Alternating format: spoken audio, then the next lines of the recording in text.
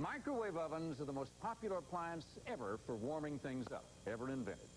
But how many people really cook in them from scratch? Well, there's a lot of buyer resistance and myths about microwave cooking, and since you just may be getting one for Christmas, we thought it a good idea to hold another class demonstration. Our guest is Patricia Kester-Smith of Sharp Electronics. Welcome back to the morning show. Thank you, Nice Tom. to have you with us. You brought your machine with you, too. Sure did. Boy, you do all this goodies on in that machine. Sure did. All right. Did. All right. Except for these. I did these in the convection microwave oven. All right, all Christmassy here. Now, what do you want to start with? Well, first of all, for that person that wakes up on Christmas morning and finds a microwave under the tree and doesn't know what to do with it. First thing I can say is don't plan on preparing a whole meal that first morning because you're going to get discouraged. Best way to start out with the microwave oven is to take 1 or 2 different foods each meal and experiment with it. What would you suggest starting off with? Okay, one good thing to start off with would be bacon or maybe potatoes. They're very easy and they're hard to mess up. Bacon, you can just simply put it between paper towels on a paper plate, no mess. Or if you'd like to save the bacon fat, you can do it on a bacon rack. Or you just put it right across. Right. That's a very popular accessory. You're going to cook some bacon? Right. We'll just stick this in. Now, 1 strip of bacon would only take about 1 minute, but you got a carousel in there. Sure do. Is that right? So I don't have to come back and turn the food. Oh, I see. All right. Certain foods need to be turned during cooking. All right, you got 3 strips of bacon in there. Right. How long? It will take probably about 3 minutes. Now, this oven's really foolproof because all I do is touch sensor cook. Bacon is number 7, and it automatically smells the vapor and figures out how long. Is that right? But a smart thing. I wish we had. But one of the confusing things in the beginning for a first-time user or new user is to realize that the more food, the longer it takes to cook. 1 potato may take 3 or 5 minutes, but 4 potatoes may take 15 to 20 minutes. So your time increases as your food. Now, what power level did you do that? That's done on high. We do have variable powers, and that can kind of be related to a dial on your surface unit. You don't do everything on high. You don't do eggs on high or sensitive ingredients with cheese and dairy products. But most of your vegetables and bacons and soups and so forth is going to be done. You don't hardly do eggs at all in the microwave. I've exploded several eggs in the microwave. Not in the shell you don't, but it makes great scrambled eggs. It all does.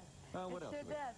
Well, another thing that's important in the beginning is to read that use and care manual and the cookbook. So many people are so excited, and I'm as guilty as anyone when I get a new appliance, just to jump right in and try to use it. Yeah. But that use and care manual and that cookbook, it's not just a bunch of recipes. It's a lot of valuable information. It teaches you from the very beginning what a microwave oven is and how it works, what you do, what not to do, what cookware to use, what to not use. We always say, if everything else fails, read the instructions.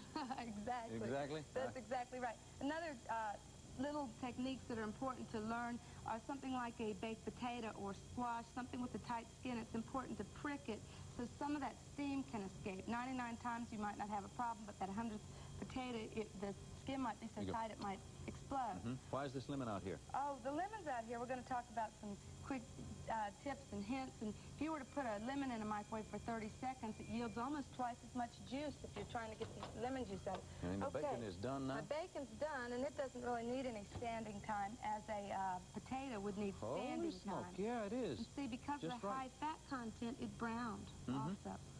Now, some meats would need longer time for browning, but That's another thing. They say, well, they're not looking, so appetizing because it doesn't brown food.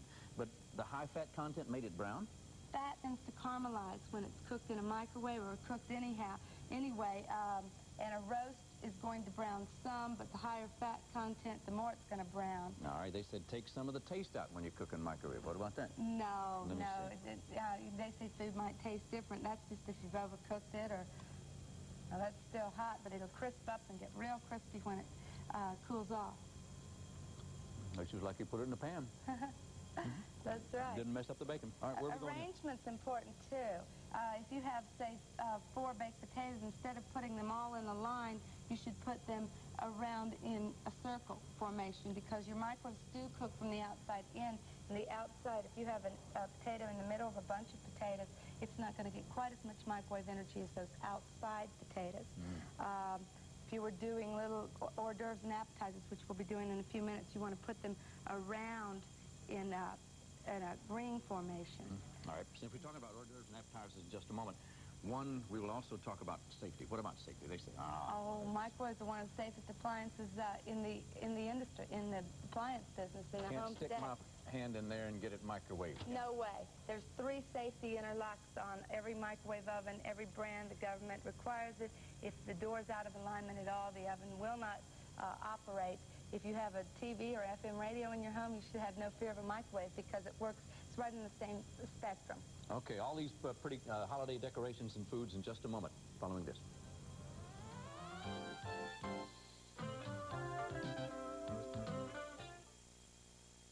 It's an exciting... Sharp Electronics woman about town is Patricia Kester-Smith, and she's showing us goodies from the microwave. Now, what do you got here? These are some ham roll-ups. It's a great little appetizer, and at the holidays you might have some leftover ham. Appetizers, hors d'oeuvres are so easy in a microwave because you can go ahead and make these up in advance and then just... You're going to show us how to do it? Just pop them in the microwave to heat them up, and you can spend time with your guests instead of slaving in the kitchen. Now, this is a mixture of some cream cheese and some cheddar cheese and some green onions and a little bit of different spices. Now, these recipes are available. You've got an address. Okay, we're going to have an address for you in just a few moments to tell you where to get these. Okay, now, so I've spread that on there. Piece of ham. Yes, and then we'll roll it from the narrowest end. Just roll it up. Then we're going to cut this in 4 pieces and secure it with a little toothpick. And now, on my plate here, you can see arrangement is important, as I was talking about. If I had several of these in the center, they probably wouldn't get quite as much microwave energy in any microwave oven because the microwaves do cook from the outside in.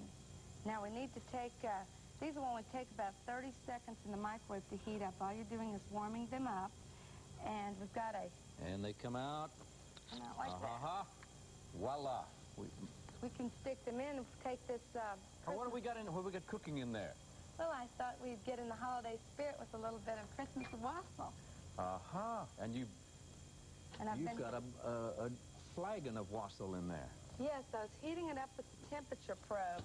Temperature probe allows you to cook by temperature. What did you do? Just plug that time. in inside the oven? Yes, certain microwaves have probes. If you don't have a temperature probe in your microwave oven, you could use a microwave thermometer, which can be purchased. Let's just now we're going to put these in there? Yeah, we'll stick those in for about 30 seconds. Okay. Now, I'm sure you want to try this. Let's go quickly on these cookies here. What we're trying to do. Okay. This is fudge and peanut brittle. Candy microwave's great because you have so much surface heating that you're not having to stand there and stir. Plus, it's safe for children to do because your dish isn't as hot. You don't worry about them leaving the stove turned on. Candies are excellent. Then I've made some spiced nuts, this mixed nuts, and you use several different spices and butter and then some sugar pecans. And I've also put them in little jars you could use as holiday gifts. Now, here they are. Ho, ho, ho. There you go. And what did you do with the wassail? The wassail? I heated it up with the temperature probe. But this is what's made it of? Well, it's got pineapple juice and orange juice and lemon juice and cinnamon sticks, a little sugar, a little bit of red wine and some sherry. And cheers, and we'll be back in just a moment with a final word following this. For these microwave oven recipes, here's the address. Sharp Electronics Corporation, Test Kitchen, 10 Sharp Plaza, Paramus, New Jersey. That should have another A in there. P-A-R-A-M-U-S, Paramus, New Jersey, 07652. That's Sharp Electronics Corporation, Test Kitchen, 10 Sharp Plaza, Paramus, New Jersey, 07652. All right. Tomorrow, sex education for children with Dr. Robert Bashinsky, and Bob Straka will talk about the financial situation in the world, and yours too, and mine. And now, cheers to the wassail. Patricia Kester-Smith, thank you for being with us today. Thank you. And have a very nice day. Join us tomorrow for the morning show. Bye-bye. It's an officer and an alien for Louis Gossett Jr. when he stars in a new science fiction adventure. Go behind the scenes with Entertainment Tonight, right after the BRC6 Nightcast.